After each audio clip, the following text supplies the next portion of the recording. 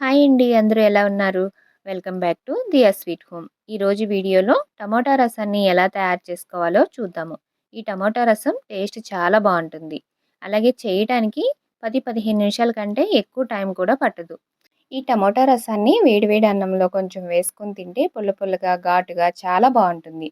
ఇప్పుడు ఈ టమోటా రసం కోసం ఒక బౌల్ తీసుకొని అందులోకి 1 స్పూన్ ధనియాలు, 1 స్పూన్ జీలకర్ర, హాఫ్ స్పూన్ మిరియాలు, ఒక 10 మెంతు గింజలు వేసుకోవాలి. మెంతులు ఎక్కువ వేసుకోకండి. ఎక్కువ వేసుకున్నారంటే చేదైపోతుంది.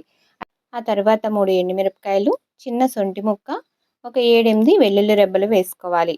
వీటన్నిటిని రోట్లో కానీ, లేదంటే మిక్సీ జార్‌లో కానీ వేసి మెత్తగా పౌడర్ చేసుకోవాలి. ఆ తర్వాత వేరొక బౌల్ తీసుకొని అందులోకి నిమ్మకాయ సైజ్ అంత చింతపండు తీసుకొని, చింతపండుని ఒకసారి శుభ్రంగా కడిగి, ఆ తర్వాత చింతపండు మునిగేంత వరకు నీళ్లు పోసుకొని, చింతపండుని కొంతసేపు నానబెట్టాలి. ఆ తర్వాత 2 టమోటాలను తీసుకోవాలి. టమోటాలు బాగా పండినవి తీసుకోండి. అప్పుడే మనకి రసం టేస్ట్ బావుంటుంది. వీటిని ఇలా చిన్న చిన్న ముక్కలుగా కట్ చేసుకోవాలి. ఇలా చిన్న చిన్న ముక్కలు కట్ చేసుకుంటే మనకి టమాటా ముక్కలు చక్కగా త్వరగా మగ్గిపోతాయి. మనకి మెదిపినప్పుడు పేస్ట్ త్వరగా అయిపోతుంది. ఇప్పుడు నానబెట్టుకున్న చింతపండుని ఈ విధంగా పిసికి గుజ్జు తీసుకోవాలి. చింతపండు గుజ్జు తీసుకున్న తర్వాత మనం ఇంతకు ముందే మసాలా దినుసులన్నీ రెడీ చేసి పెట్టుకున్నాం కదా! వాటిని కూడా పౌడర్ చేసి పక్కన పెట్టుకోవాలి. ఇప్పుడు చింతపండు రసము, ఈ పౌడరు ఇవన్నీ రెడీ అయిపోయినాయి కదా!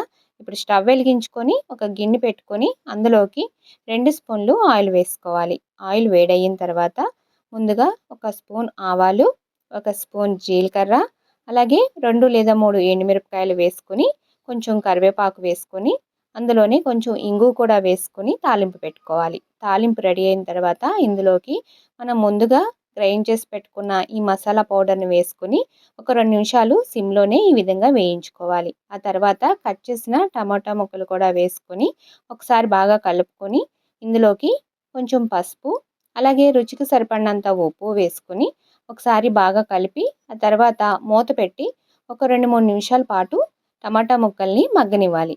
ఒక 2, 3 నిమిషాల తర్వాత మనకి టమాటా ముక్కలనేవి చక్కగా మెత్తగా మగ్గిపోయి ఉంటాయి. ఇప్పుడు ఈ టమాటా ముక్కల్ని గరిటెతోటి ఈ విధంగా స్మాష్ చేయాలి. ఇలాగా మెత్తగా మెదిపామంటే మనకి టమోటా అనేది గుజ్జులాగా అయిపోతుంది.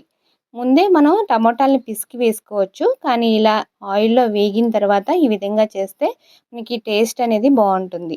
ఇప్పుడు మెత్తగా అయిపోయినాయి కదా టమాటా ముక్కలన్నీ. ఇప్పుడు ఇందులోకి మనం ముందుగా తీసి పెట్టుకున్న చింతపండు రసాన్ని వేసుకొని, ఒకసారి కలుపుకొని, ఇందులోకి ఈ పులుపుకు తగినట్లుగా ఒక 2 గ్లాసులు నీళ్లు పోసుకోవాలి. పులుపు అనేది చెక్ చేసుకొని నీళ్లు పోసుకోండి. మరీ ఎక్కువ నీళ్లు పోసినా కూడా పుల్లదనం అనేది తగ్గిపోతుంది. ఇలా నీళ్లు పోసుకున్న తర్వాత ఒకసారి కలుపుకొని ఉప్పు సరిపోయింది లేనిది ఒకసారి చెక్ చేసుకోవాలి. ఉప్పు సరిపోకపోతే కనుక మరి కొంచెం ఉప్పు వేసుకొని అందులోనే ఒక స్పూను బెల్లం కూడా వేసుకొని వీటన్నిటిని ఒకసారి కలుపుకొని స్టవ్‌ని మీడియం ఫ్లేమ్‌లో పెట్టి ఒక 2, 3 పొంగులొచ్చేంత వరకు ఈ రసాన్ని మరగనివ్వాలి. మరీ ఎక్కువ సేపు కాయాల్సిన అవసరం లేదు. మనకి ఒక 5, 10 నిమిషాల్లోనే చక్కగా ఈ రసం రెడీ అయిపోతుంది. ఇలా మరుగుతున్నప్పుడే కొంచెం కొత్తిమీర వేసుకున్నారు అంటే ఆ ఫ్లేవర్ కూడా చాలా బావుంటుంది.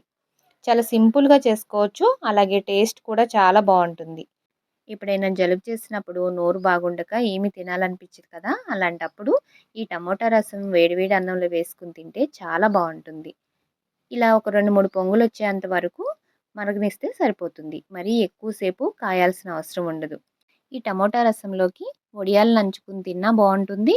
అలాగే ఆలు ఫ్రై, దొండకాయ ఫ్రైతో తిన్నా కూడా చాలా బావుంటుంది. అలాగే నాన్ వెజ్‌లో అయితే చికెన్ ఫ్రై చాలా బావుంటుంది. ఒకసారి ట్రై చేసి చూడండి. ఇలా 2, 3 పొంగులొచ్చాయి కదా! ఇప్పుడు స్టవ్ ఆఫ్ చేసేసుకొని ఒక సర్వింగ్ బౌల్‌లోకి తీసుకొని సర్వ్ చేసుకోవడమే. ఎంతో రుచిగా ఉండే టమాటా రసాన్ని ఎలా తయారు చేయాలో చూసారు కదా! మీరు కూడా ట్రై చేసి మీకు నచ్చింది లేనిది నా కామెంట్ సెక్షన్‌లో తెలియచేయండి. అలాగే నా ఛానల్‌ని ఎవరైనా కొత్తగా చూస్తుంటే కనుక నా ఛానల్‌ని సబ్స్క్రైబ్ చేసుకొని పక్కనే ఉన్న బెల్ ఐకాన్ క్లిక్ చేస్తే నేనెప్పుడు వీడియో అప్లోడ్ చేసినా మీకు వెంటనే నోటిఫికేషన్ వస్తుంది. అలాగే ఈ వీడియో నచ్చితే కనుక ఒక లైక్ చేయటం మాత్రం మర్చిపోకండి. Thank you for watching.